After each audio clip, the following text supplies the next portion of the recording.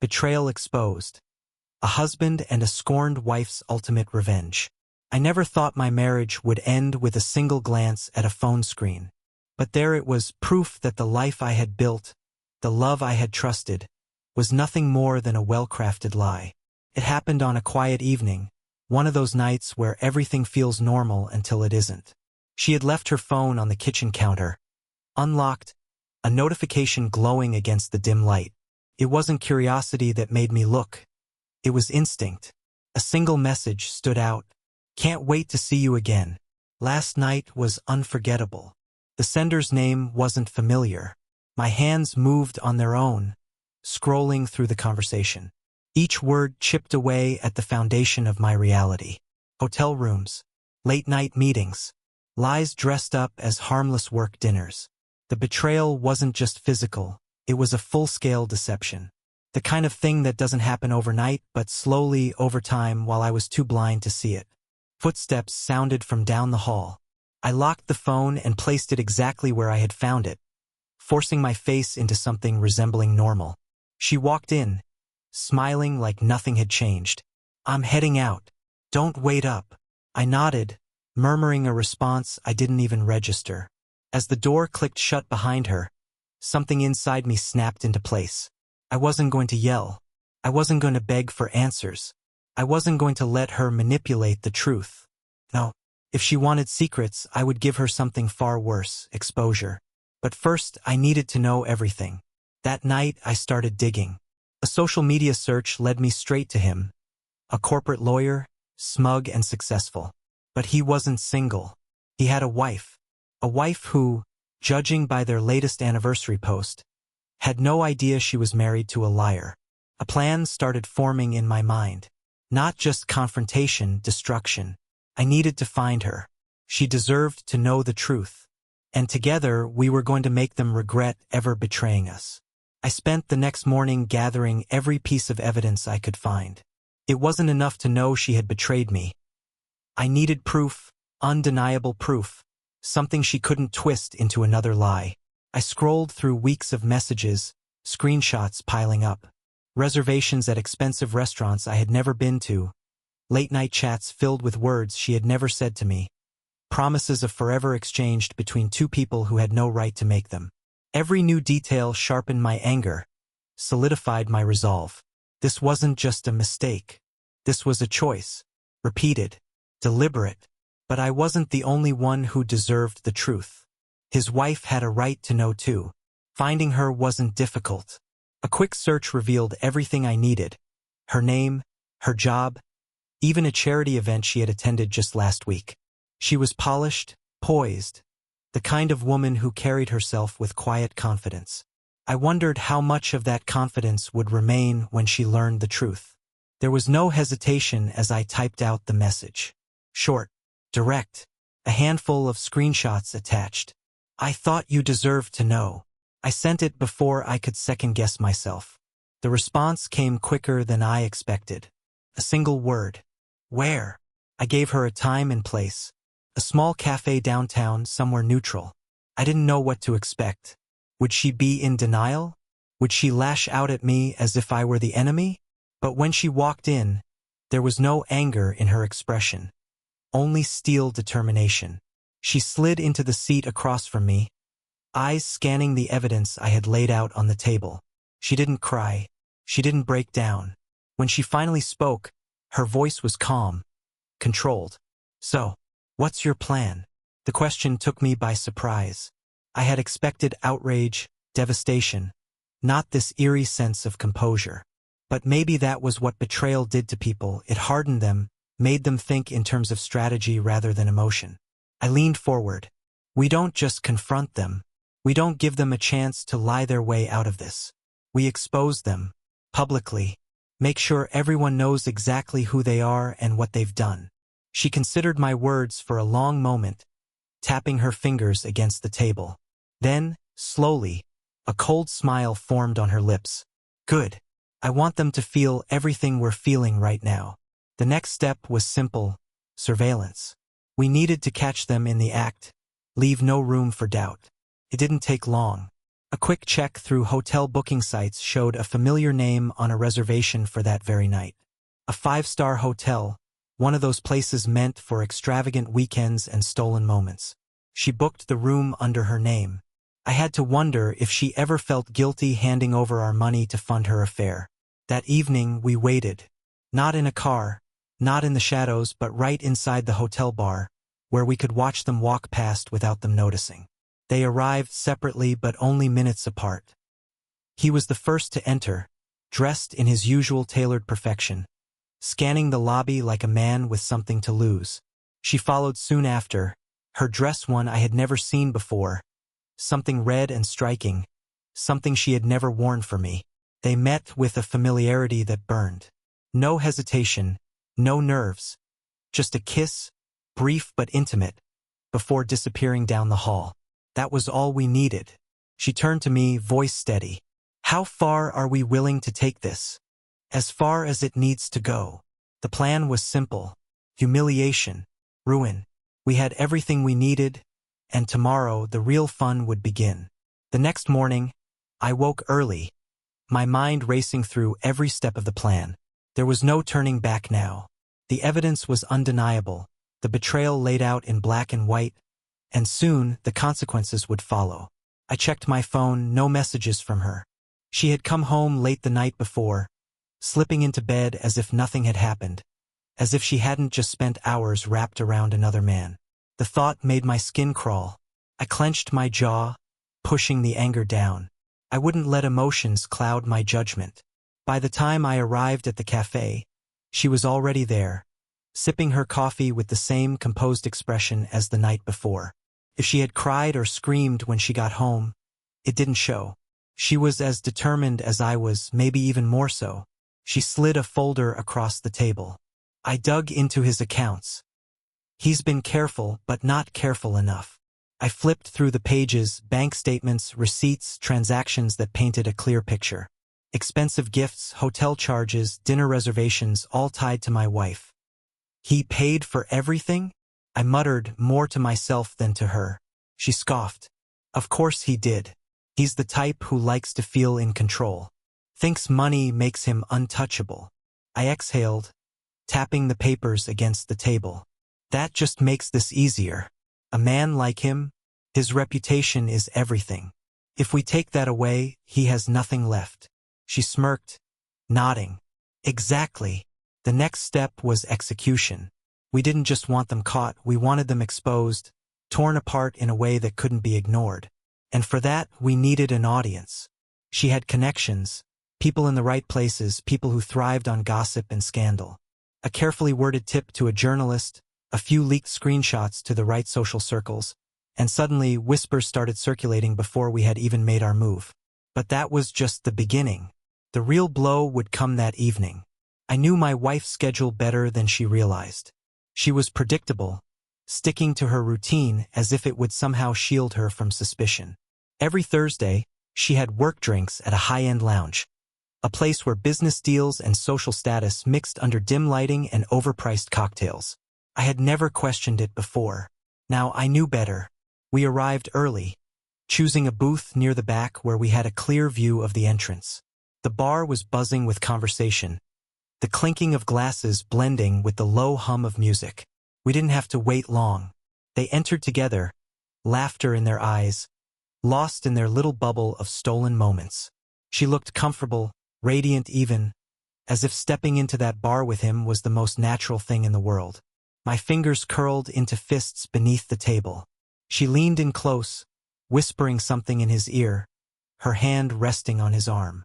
He smirked, nodding, completely unaware of the storm about to hit. "Ready?" she asked, her voice low but steady. I exhaled slowly. "Let's do this."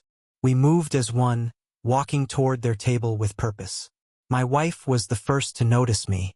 Her smile froze, her eyes widening in shock.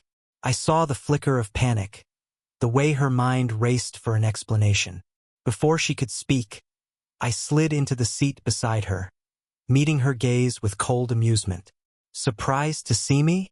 Her lips parted, but no words came out. Beside us, her lover had turned pale, his confident demeanor crumbling. But he wasn't the only one caught off guard. His wife took the seat beside him, placing her phone on the table with a slow, deliberate motion. The screen was still lit, displaying the incriminating messages between them. "Let's not waste time," she said smoothly. "We all know why we're here." My wife swallowed hard, her voice barely above a whisper.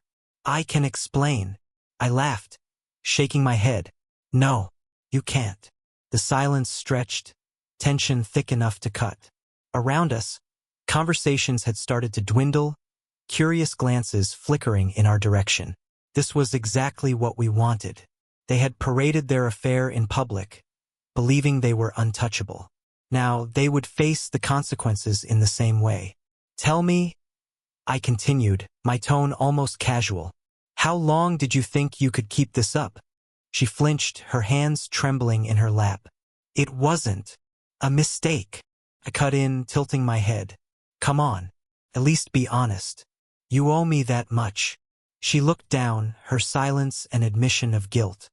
His wife leaned forward, resting her chin on her hand. "And you?" she asked him, her tone dripping with venom. "Did you really think I wouldn't find out?" He opened his mouth, then shut it, glancing around the bar as if searching for an escape. But there was none. "Look," he finally muttered, rubbing a hand over his face. "Let's not do this here." "Oh, but this is the perfect place," she countered. "You had no problem sneaking around in public. Why should we have a problem calling you out for it?" A few patrons nearby were openly staring now, some whispering behind their hands. My wife shifted uncomfortably, her eyes darting toward the exit. I smirked, blocking her path. "Leaving so soon?" I asked. "I thought we were having such a nice evening." She clenched her jaw, her breath uneven. I could see it now, the cracks in the perfect image she had tried so hard to maintain. The realization that there was no way out of this, no carefully crafted excuse that could fix what she had done. He stood abruptly, his chair scraping against the floor. "Enough of this," he snapped. "We're leaving." His wife laughed, a cold, sharp sound. "Oh no, you're not." She pulled out her phone, tapping the screen. A moment later, a notification pinged across the room. I watched as my wife's phone vibrated on the table. She picked it up hesitantly, her expression twisting into horror as she read the message. Her affair, every detail, every lie was now public knowledge. She turned to me, eyes wide with panic. "What did you do?" I smiled, leaning back in my chair. "I made sure the world sees you for who you really are." Her lover cursed under his breath, checking his own phone as his notifications flooded in. His world was crumbling, and there was nothing he could do to stop it. She reached for my hand, desperation in her voice. "Please, we can fix this." I pulled away, shaking my head. "No, you broke it. Now you get to live with it." As I stood, his wife followed, smoothing down her dress as if this was just another business meeting. We had done what we came for. The rest, that was up to them. We walked out of the bar, leaving them to deal with the mess they had made. The night air was cool against my skin, the weight on my chest lighter than it had been in weeks. Beside me, she exhaled, shaking her head in disbelief. "That felt satisfying," she admitted. I nodded. "And we're just getting started." The real destruction was yet to come. The fallout was immediate. By the time I woke the next morning, my phone was flooded with missed calls and unread messages. She had tried calling all night, each voicemail more desperate than the last. I didn't listen to them. There was nothing left to say. She wasn't sorry for what she had done. She was only sorry that she had been caught. I deleted each one without hesitation, letting her panic build with every unanswered attempt. But my satisfaction was short-lived. I had expected anger, shame, maybe even some half-hearted excuse from her. But I hadn't expected her to play the victim. By mid-morning, mutual friends were reaching out, their messages laced with concern. "She's devastated. She says it was a mistake. She's falling apart." As if that somehow changed what she had done. As if I was supposed to feel guilty for exposing the truth. I didn't respond. I wasn't interested in defending myself. Let them believe whatever they wanted. The people who truly mattered already knew the truth.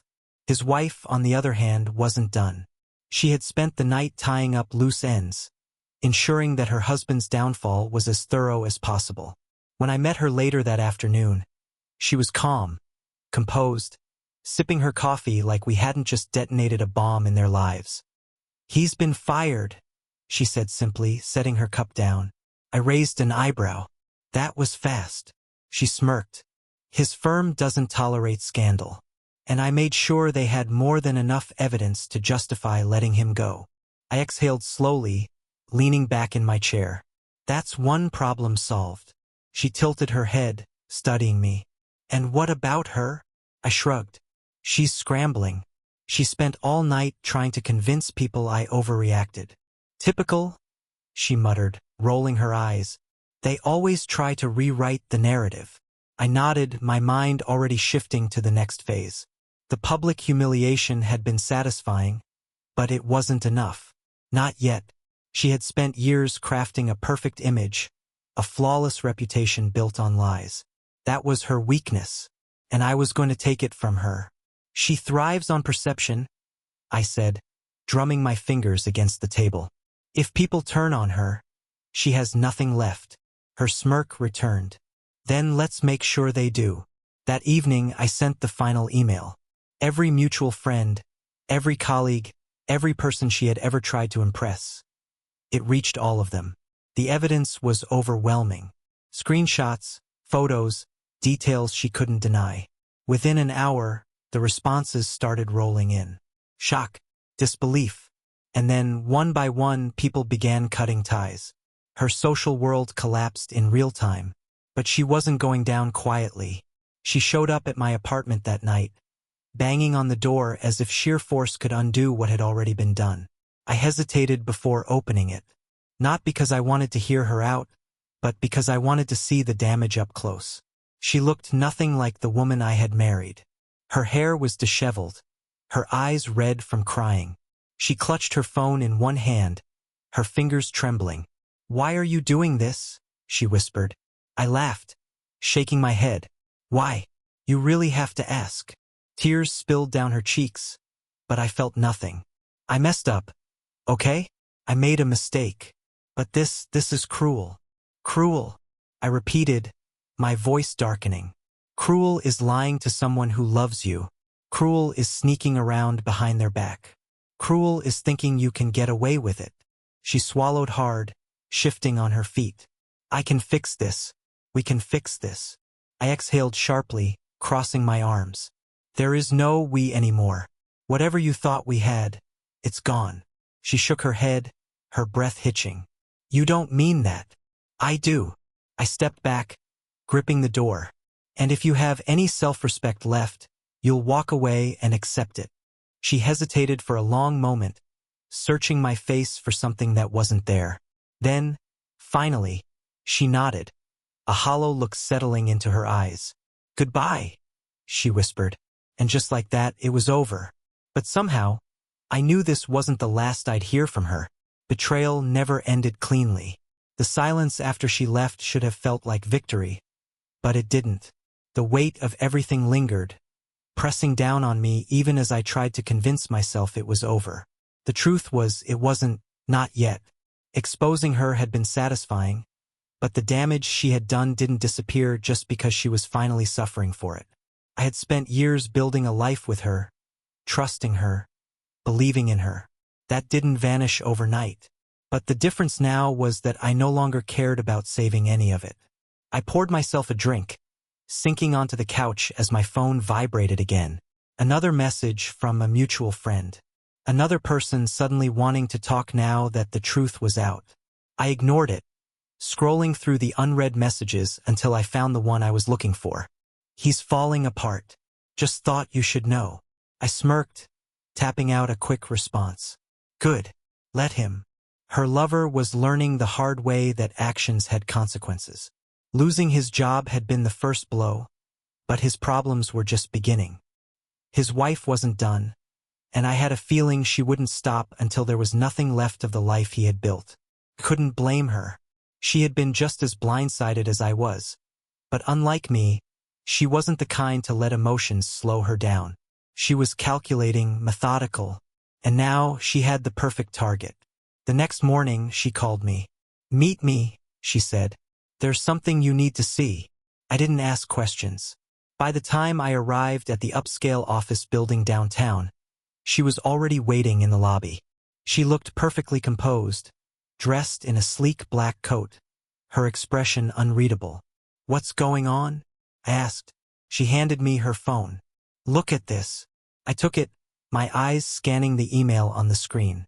It was from his firm, an official statement announcing his resignation, effective immediately. But what caught my attention was the wording. "Due to ethical violations and misconduct, we have accepted his resignation and will be conducting an internal review." I looked up at her, realization dawning. "You went after more than just the affair." She smiled, but there was no warmth in it. "You think he was only dishonest in his marriage?"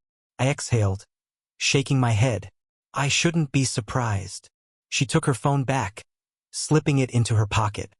"He built his career on being untouchable. It was only a matter of time before it caught up with him." I studied her for a moment. There was no hesitation in her, no second-guessing. She had committed to this fully without looking back. And for the first time, I realized that we weren't just getting revenge anymore. This had become something else entirely. "What now?" I asked. She tilted her head, considering. "We finish what we started." The next few days were a storm of fallout. His firm had distanced themselves so quickly it was as if he had never existed. His name was being scrubbed from company records, and whispers of financial misconduct were starting to circulate.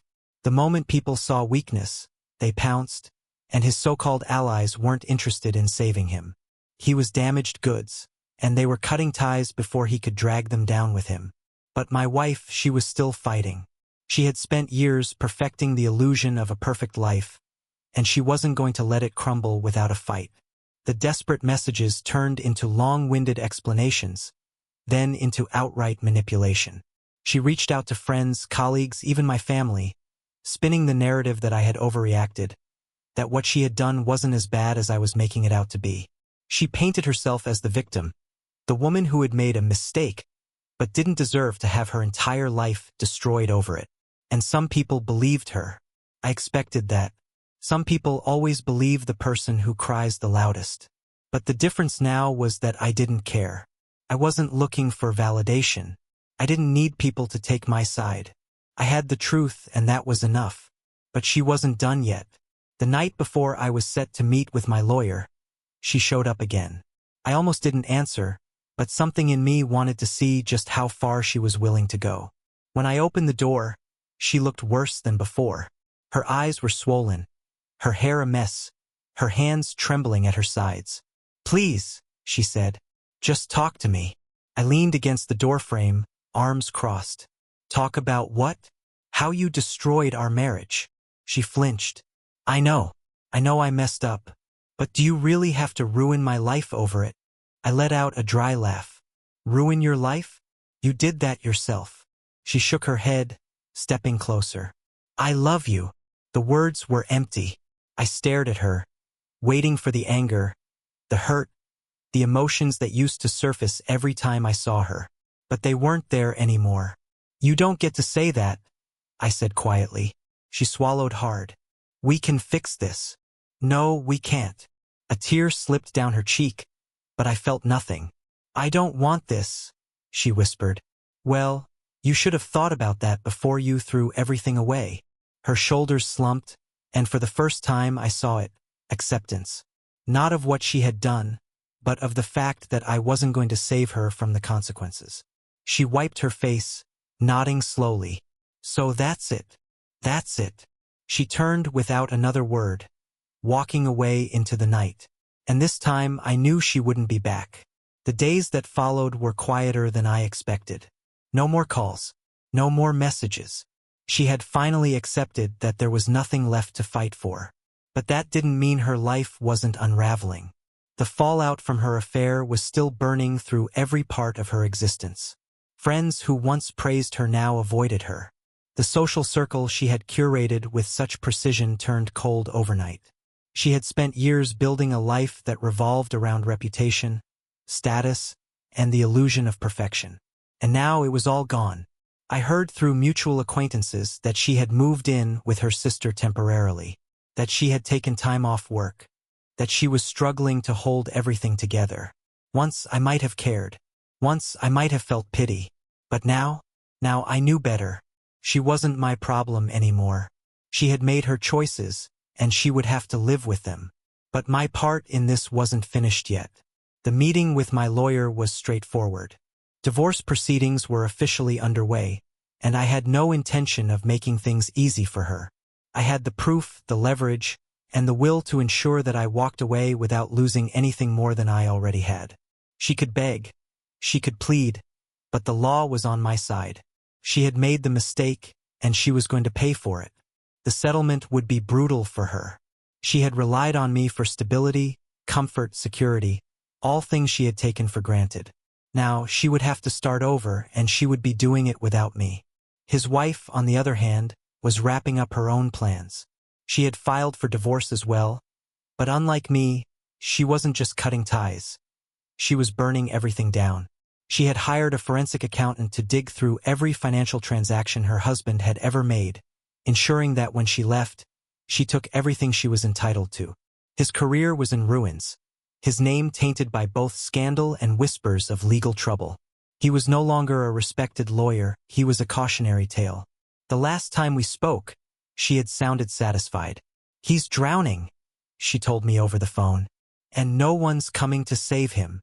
I had expected to feel the same level of satisfaction, but I realized that, unlike her, I wasn't interested in watching my ex-wife's suffering. I didn't care about her anymore. That was the real victory, not the destruction of her life, but the fact that I had finally freed myself from it. The final meeting with my wife was uneventful. We met at the lawyer's office to sign the last set of papers, and she looked nothing like the woman I had once loved. She looked tired, hollow, like someone who had been forced to face the consequences of her own actions. She didn't speak much, just answered questions when necessary. There was no last-minute plea, no attempt to convince me to reconsider. Just quiet resignation. When it was over, she stood slowly, gripping the edge of the table as if steadying herself. "So that's it?" she asked. I met her gaze, my expression unreadable. "That's it," she exhaled shakily. "I never meant to hurt you." I let out a dry, humorless laugh. "Yeah? Well, you did." She nodded slowly, as if she had finally, truly accepted it. Then, without another word, she turned and walked out of the office. And just like that, it was over. I didn't feel relief right away. I thought I would. I thought that once the papers were signed, once I was officially free, the weight would lift off my shoulders. But instead, all I felt was emptiness. Not regret. Just the strange realization that this chapter of my life had officially ended. But the emptiness didn't last forever. It took time. Days turned into weeks, and eventually, I stopped thinking about her. The anger faded. The pain dulled. I started focusing on myself, on rebuilding, on figuring out what life looked like without her in it. And slowly, I realized something. I was happier without her. His wife and I kept in touch, though less frequently as time passed. There was no romantic connection between us, no lingering bond beyond the shared experience of betrayal. We had been allies in destruction, but now that the battle was over, we were just two people moving forward in our own separate ways. The last time we spoke, she told me she was leaving the city.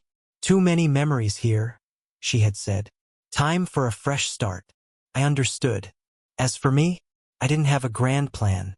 I wasn't looking for revenge anymore. I wasn't dwelling on the past. I was just living, day by day, without the weight of betrayal holding me down. And that was enough. The scars of what had happened would always be there. But scars don't hurt forever. They heal, they fade, and eventually they become just another part of the story. My story wasn't about betrayal anymore. It was about freedom. If you enjoyed this story, don't forget to like, subscribe, and hit the notification bell so you never miss a new upload.